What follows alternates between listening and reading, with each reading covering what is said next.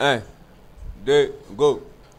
18 juin 2025, chers auditeurs, chers téléspectateurs de Gandhi Malian TV, nous vous retrouvons une fois de plus dans le cadre d'une émission qui est une émission de face à face. Et d'habitude, nous recevons une personnalité ou en tout cas un influenceur, voire une influenceuse qui est à la une, qui est à la pointe dans le cadre de défense des intérêts, non seulement des pays de l'Est, mais de l'Afrique en global. C'est dans ce cadre qu'aujourd'hui nous recevons une de nos sœurs, une de nos mamans, une de nos cousines. Elle est communément connue sous le nom Maman Ina, mais elle aura le soin de se présenter. Avec nous, pour accompagner ce face-à-face, nous avons un frère, lui aussi il va se présenter. C'est lui d'ailleurs qui est son guide ici à Bamako, qui l'accompagne jusqu'à ici sur le plateau de Gandhi Malian TV. Donc recevez nos salutations comme d'habitude. Nous saluons nos invités. Mon frère, bonjour. Bonjour. Ça va, général? Ça va, c'est quel nom? Moi, je me nomme Damigo Djibril. Ok.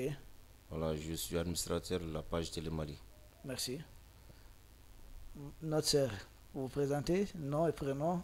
Moi, c'est Fatoumata Awa, mais sur les réseaux, Maman Ina. Maman Ina. Merci beaucoup. Chers auditeurs, vous aussi, vous êtes salués. Nous vous saluons pour votre fidélité. Sans plus tarder, nous rentrons dans le vif du sujet. Daniel, oui. Comment avez-vous découvert la sœur Maman Ina, cette grande influenceuse, oui. Et pourquoi vous avez jugé nécessaire de l'accompagner aujourd'hui sur Gandhi Malian TV? Ok. Merci, général, de m'avoir posé cette belle question. Moi, j'ai découvert Maman Ina sur TikTok. Ok. Elle faisait beaucoup de vidéos. Et des vidéos dans lesquelles Maman Ina soutient beaucoup les autorités de la transition malienne.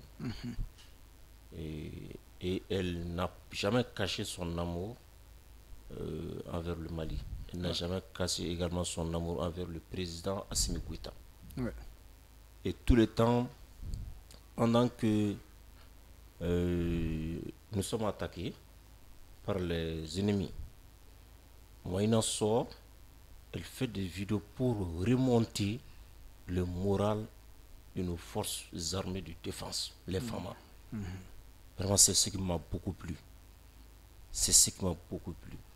J'ai découvert la dame de cette manière et on a échangé les contacts et elle m'a fait savoir qu'elle va venir au Mali. Et dès qu'elle sera là, on va se rencontrer. J'ai dit, il n'y a aucun problème. Dès qu'elle sera là, et on va faire des déplacements ensemble entre les médias pour que le message qu'elle a soit passé très bien. Et c'est pourquoi nous sommes là aujourd'hui. Je pense que c'est ça. Voilà comment je l'ai découvert. Voilà, je l'ai découverte. Merci beaucoup. Voilà. Merci beaucoup. Maman Ina, nous revenons vers vous. Le peuple malien, dans son ensemble, vous salue d'abord pour votre soutien. Votre soutien, moi personnellement, je vous suivais aussi, ça fait un moment. Mais dites-nous, depuis quand vous êtes dans ce combat, depuis quand vous soutenez les autorités du Mali, précisément son Excellence le président Assimi Goïta? Merci. Et ça fait déjà plus de 4 ans.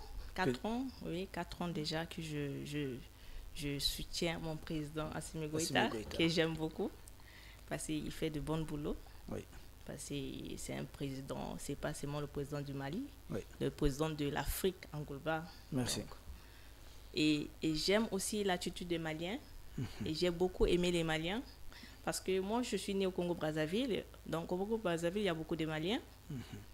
Et il y a des papas maliens qui croyaient que moi, j'étais malien. Quand je dis non, je ne suis pas malien, je suis de l'Afrique centrale. Oui. Il y a des Maliens qui me disaient non, tu es malien, tu ressembles à des Maliens. Donc, j'ai déjà aimé les Maliens. Parce que je grandis, il y a une maman malienne qui m'a fait grandir quand j'étais petite. C'est maman Soneke, que j'aime beaucoup, maman Pava. Donc j'ai aimé les Maliens, je le sens, je peux dire je le sens malien. J'aime tellement les Maliens et j'aime beaucoup mon président Assimi Goïta et surtout les femmes. Ok.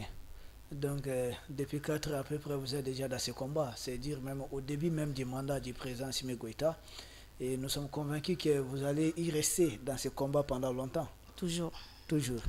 Merci, mais vous êtes au Mali, ça fait déjà une semaine à peu près. Comment avez-vous trouvé les peuples maliens sur place? Parce que jusque-là, vous avez côtoyé des Maliens au Congo, des Maliens peut-être en Afrique centrale ou un peu partout dans le monde. Mais depuis votre séjour au Mali, comment vous trouvez les Maliens, comment vous ressentez au Mali?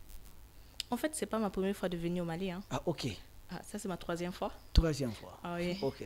En 2016 et en 2024, j'étais là en janvier. Oui. Voilà. Alors. Donc, c'est pas ma première fois. Donc, je trouvais que c'était toujours la même chose. Quand j'arrive ici, j'ai toujours l'amour. Donc, mon amour du Mali, ça devient encore plus grave parce que c'est toujours la même chose. C'est un pays que je rêve. Et vous découvrez d'emblée que les gens circulent à Bamako sans problème. Et c'est pas comme c'est que les médias propagande, les médias français ou autres la font croire aux gens que le Mali est en feu comme ça. Est-ce que vous avez vu un terroriste ici? Non, non, non. Le Mali est vraiment un pays généreux et accueillant. Tous les étrangers sont à l'aise ici. Tellement à l'aise, hein, parce que moi je suis de l'Afrique centrale, je ne peux pas dire ce qui se passe là-bas, mais ici, là, tout le monde est à l'aise. Donc, tout le monde est malien ici. C'est un pays d'accueil, vraiment, vraiment, je me sens à l'aise ici. Il n'y a pas de mots. Vous avez un message particulier à l'endroit du peuple malien? Ah oui, oui, oui. J'ai un message à tout le gouvernement du Mali. Si vraiment je suis là, un but, parce que j'ai envie de rester à Bamako, m'installer à Bamako ici au Mali. Oui, et j'aimerais aussi d'avoir la nationalité malienne, si je peux. Vraiment, j'ai envie de changer ma nationalité. Le président Assimi Goïta, il vous reçoit en ce moment. Et je pense que les autorités du Mali ne ménageront aucun effort. Vous aimez le Mali et nous ne voyons pas de raison pour que vous ne puissiez pas en bénéficier.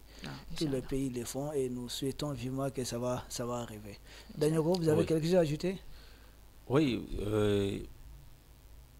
si ces désirs, ces attentes se réalisent, vraiment ça va me faire plaisir, quoi. Oui. Compte tenu de son engagement, de son courage, de sa détermination à soutenir les femmes, les autorités et même également son amour envers le pays. Donc pourquoi pas vraiment réaliser ses attentes. Si elle veut avoir la nationalité malienne, moi je pense qu'aujourd'hui elle mérite. Elle mérite parce qu'elle mène un combat qui n'est pas du tout facile. Et parce qu'en réalité, tout le monde sait que nous avons beaucoup d'ennemis. Même les gens aujourd'hui qui soutiennent ces autorités, cette transition, risquent quelque chose. C'est les gens qui risquent énormément. Voilà, donc vraiment, elle mérite d'être récompensée de ses désirs, de certaines de ses attentes, comme elle vient de citer quelques-uns. Oui. Voilà. Dans toutes choses qu'on fait, qu'on entreprend dans cette vie, il y a des avantages, il y a des risques, et je pense que vous et nous avons fait le choix d'accompagner ce combat. Nous croyons à ce combat, tout comme le président Assimi et les autres croient à ce combat. Maman Ina, un message, le Mali fait partie aujourd'hui d'une confédération. Nous ne sommes pas seuls, nous avons 2 pays frères qui nous accompagnent. Tous les peuples africains sont frères. Mais politiquement aujourd'hui, nous sommes intégrés beaucoup plus avec le Burkina, avec le Niger. Vous avez un message particulier à l'endroit de cette union naissante, à l'endroit de cette unité qui est en train de voir le jour. Mali, Burkina, Niger. Si vous devez donner un conseil, c'est lequel? C'est de continuer ce qu'ils sont en train de faire, de ne pas baisser les bras. Parce qu'on a les 3 présidents, les meilleurs présidents, ils sont forts mental. Il faut que nous aussi, comme nous les vidéomans qui font des vidéos de l'AES, qu'on continue toujours de les soutenir et ça va aller, Inch'Allah. Merci. Parlant des vidéomans, notre sœur fait référence bien sûr aux influenceurs, influenceuses qui accompagnent le combat de l'AES.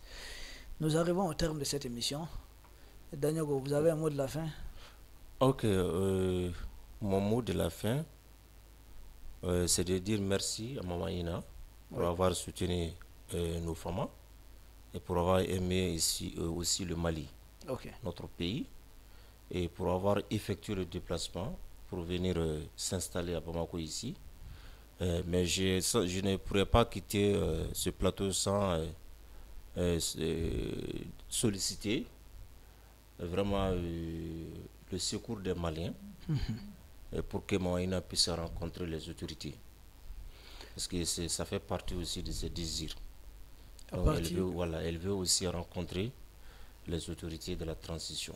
L'appel est entendu à partir de Gandhi Malien TV. Nous savons que les Maliens de bonne volonté seront sans doute à l'œuvre pour réaliser l'un des rêves de notre sœur, rencontrer les autorités de l'AS et leur dire tout simplement merci et puis courage. Maman Ina, votre dernier mot? Merci beaucoup à tous les Maliens parce que je ne sais pas comment vous remercier.